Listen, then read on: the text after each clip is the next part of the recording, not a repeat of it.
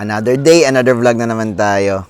Yan, so may ibibigay ako na tip para sa inyo dahil all about it dito sa topic natin.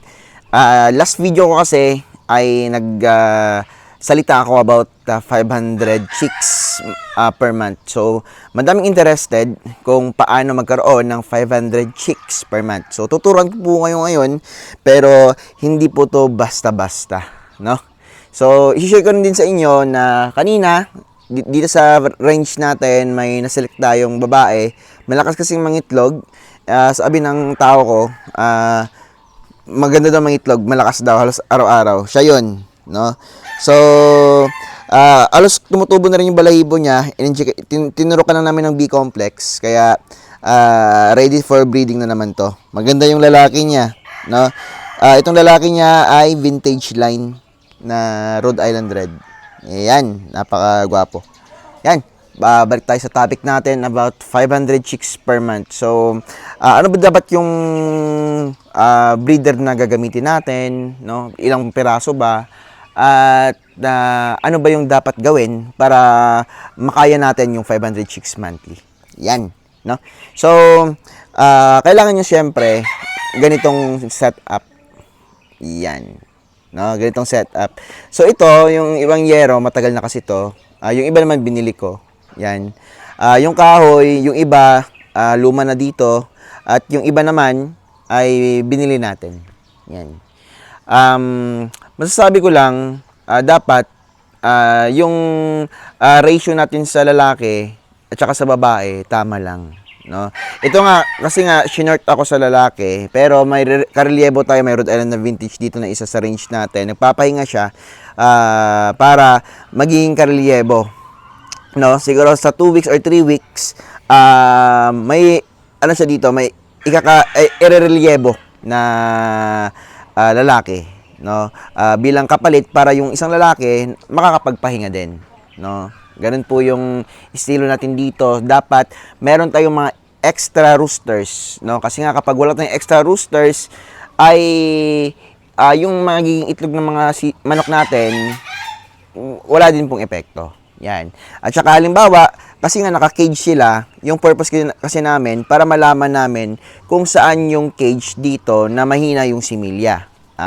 Kapag mahina yung similya ng cage na yon or ng kwarto na yon, papalitan namin yung lalaki. Yung lalaki nila, ipapahinga muna namin, no? Tuturukan namin ng mga B-complex vitamins.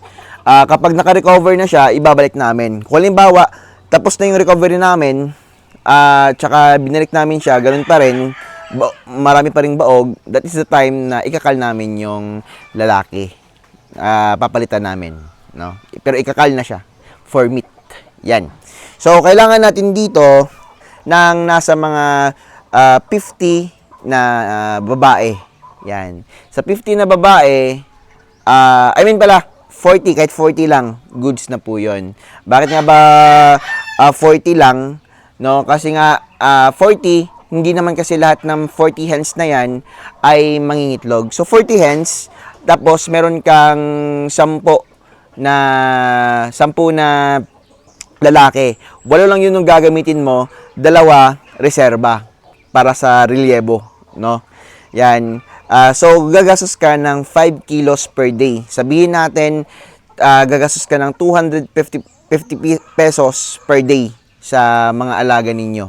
Yan, kasali na yung tubig. Yan. Tapos sa kuryente, siguro gagastos ka diyan ng mga 2,000 pesos.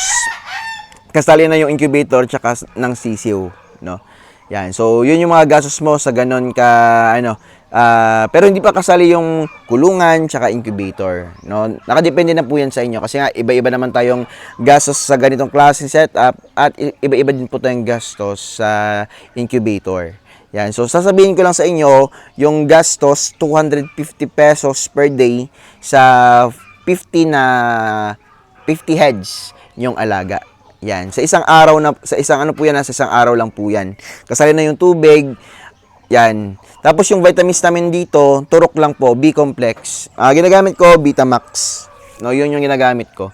Yan. At depende din po sa inyo, depende din po sa inyo kung anong vitamins nyo pwede nyo gamitin. Basta may B-complex and may vitamin A, D3, tsaka E. Kasi nga, yun yung gamit natin.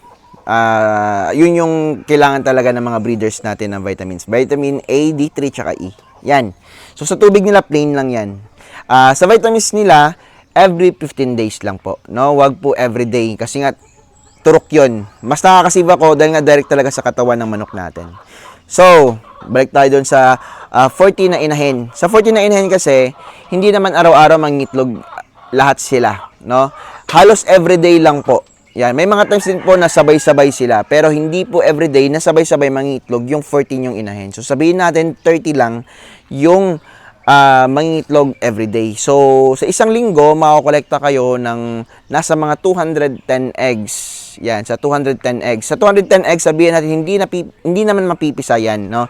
Kasi nga, may mga baog pa rin. Pero at least, nami-minimize lang natin. Sabihin natin, meron lang tayong 150 chicks, no? Na nabubuhay. Yan. So, buhay sila, 150 chicks. Yan. 150 chicks per week. So, magkakaroon ka ng 600 chicks per week. Sabihin natin, 600 chicks na yan, may mga mortality pa. Sabihin natin, nasa 500 chicks na lang tayo. Yan. Per month. Yan. So, magkano yung kikitain mo? Yun na yung tanong. No? So, kikitain mo ay pwede kang kumita ng 40,000 to 50,000 a month sa 40 chicks.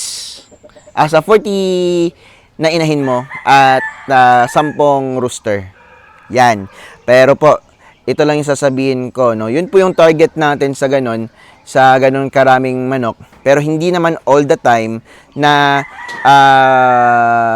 magiging successful yung inyong pagbibreed, no. Kasi nga ang pagbibreeding po, may failures din po na tinatawag. Kung halimbawa man lang, nagka-problema yung incubator mo, no, posible na marami ding sisiw or madaming itlog yung hindi magiging sisiw. So, ganun po yung mga disadvantages. Sasabihin ko na sa inyo, no. Pero, kapag chinecheck nyo palagi yung incubator nyo, katulad sa amin, ako kasi dito may tao ako. So, siyempre sinasawuran ko sila.